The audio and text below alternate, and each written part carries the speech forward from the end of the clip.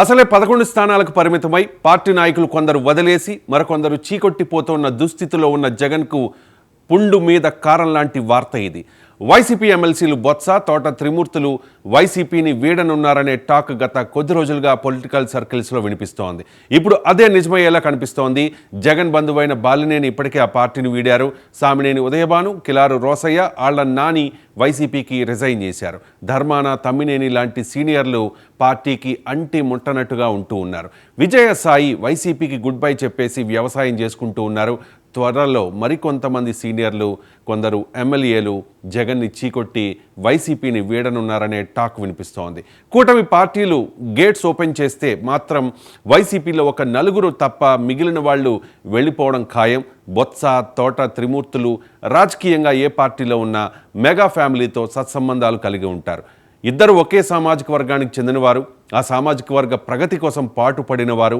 బొత్స సత్యనారాయణ, తోట త్రిమూర్తులు మిగిలిన వైసీపీ కాపు నేతల్లా అంటే అంబటి రాంబాబు, గుడివాడ అమర్నాథ్, కురసాల కన్నబాబు, పేర్ని నానిల్లా జగన్ కళ్ళల్లో ఆనందం చూడడానికి, జగన్ మెప్పు పొందడానికి పవన్ను అనరాని మాటలు అనలేదు, మానసిక అత్యాచారం చేయనేలేదు. ఇక రాజకీయాల్లో ఏదైనా సాధ్యమే. తమ అవసరాల కోసమే అవకాశాలు వెతుక్కుంటారు మన నాయకులు. పాలిటిక్స్లో శాశ్వత మిత్రులు, శాశ్వత శత్రువులు ఉండరు. జగన్ మళ్ళీ పవర్లోకి వస్తాడనే నమ్మకం ఉంటే ఇంతమంది వైసీపీ ముఖ్య నేతలు పార్టీని వీడతారా? ఖచ్చితంగా కాదు. జగన్లో ఆ పోరాట పటిమే ఉంటే కేడర్ నిలబడినట్టుగా నాయకులు కూడా నిలబడేవారు. అసలు గట్టిగా నిలబడాల్సిందే అధినేత. కానీ జగన్లో ఆ తపన ఉన్నట్టు కనిపించడం లేదు. అందుకే అసెంబ్లీకి వెళ్ళి అధికార పక్షం మీద ప్రజల తరపున గట్టిగా పోరాటం చేయాల్సింది పోయి అస్త్ర సన్యాసం చేసేశారు. హోదా లేకపోతే సభకు రానని తెగేసి చెప్పేస్తూ ఉన్నారు. వాస్తవంగా జగన్కు అసెంబ్లీకి రావడం అస్సలు ఇష్టం లేనట్టే కనిపిస్తోంది.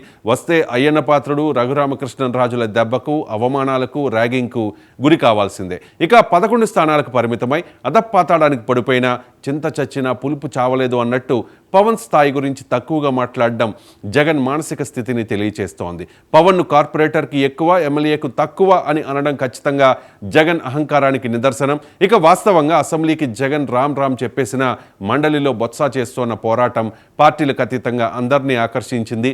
అలానే అసెంబ్లీ లాబీల్లో బొత్స పవన్ను ఆప్యాయంగా పలకరించిన సన్నివేశం వైసీపీ నేతలకు ఏమాత్రం రుచించడం లేదు. తోట త్రిమూర్తులు కూడా పవన్తో ఆప్యాయంగా మాట్లాడారు, కలిసి ఫోటో దిగారు. దీంతో తోట త్రిమూర్తులు కూడా జనసేన వైపు చూస్తూ ఉన్నారనే ప్రచారం ఊపందుకుంది. జనసేన శ్రేణులు సైతం బొత్స, తోటల రాకను స్వాగతిస్తూ ఉన్నారు. జగ్గయ్యపేట మాజీ ఎమ్మెల్యే సామినేని ఉదయభాను వైసీపీని వదిలి ఇప్పటికే జనసేనలో చేరారు.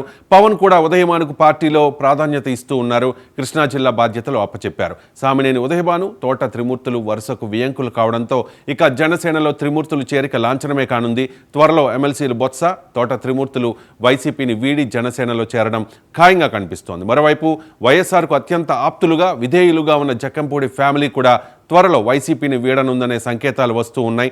ఇప్పటికే జక్కంపూడి గణేష్ వైసీపీకి రాజీనామా చేస్తానని ప్రకటించారు. 2 రోజుల్లో ప్రెస్ మీట్ పెట్టి జగన్ భాగోతం బయట పెడతారని రాజమండ్రిలో టాక్ వినిపిస్తోంది.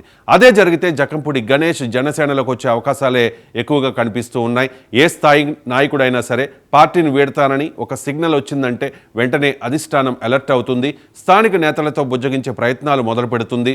కానీ వైసీపీలో ఆ సంస్కృతి ఉన్నట్లు కనిపించడం లేదు.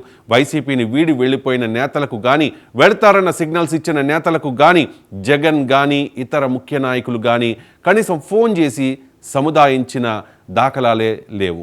ఇక చేరికల విషయంలో జనసేన అధినేత పవన్ కళ్యాణ్ చాలా వ్యూహాత్మకంగా వ్యవహరిస్తూ ఉన్నారు. 2024 ఎన్నికల్లో పోటీ చేయడానికి అభ్యర్థులే లేక పక్క పార్టీల నుంచి అంటే టీడీపీ నుంచి, కొంతమంది వైసీపీ నుంచి కూడా అభ్యర్థుల్ని తీసుకోవాల్సి వచ్చింది. 2029 ఎన్నికల నాటికి ఆ పరిస్థితి రాకూడదనే ఉద్దేశంతో బలమైన నేతల్ని జనసేనలోకి ఆహ్వానిస్తూ ఉన్నారు పవన్ కళ్యాణ్. రాజకీయాల్లో గెలుపు ఓటములు సహజం. 2019లో 23కి మాత్రమే పరిమితమైన టీడీపీ తాజా ఎన్నికల్లో అనూహ్యంగా పుంజుకుంది.